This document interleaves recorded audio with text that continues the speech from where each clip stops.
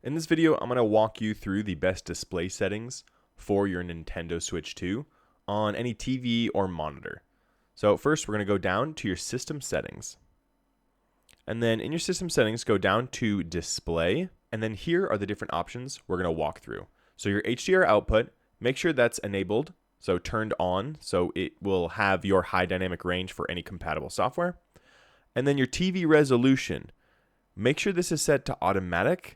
If you have it set to 4K, you won't be getting 120 hertz or 120 frames per second because the 120 hertz or 120 FPS option is only available for 1440p or 1080p. And this is when you are docked.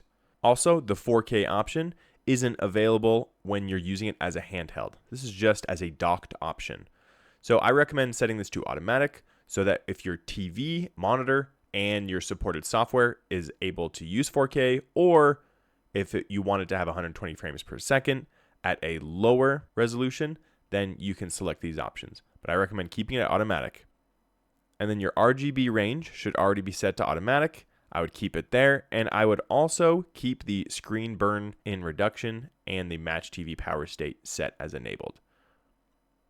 And then your 120 hertz output, I recommend keeping that toggled on so that when you are using a monitor or TV that's 1080p or 1440p resolutions, you'll be able to get that 120 frames per second for the enabled games.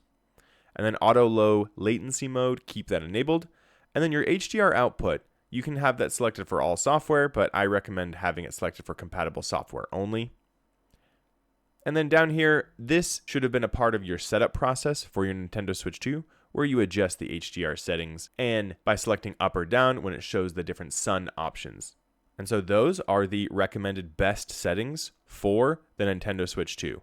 And if you're using different TVs or monitors or moving around your Switch dock, you can always come back into these settings and change the hertz output and change the TV resolution depending upon what you're using. Thank you for tuning in. Don't forget to like and subscribe.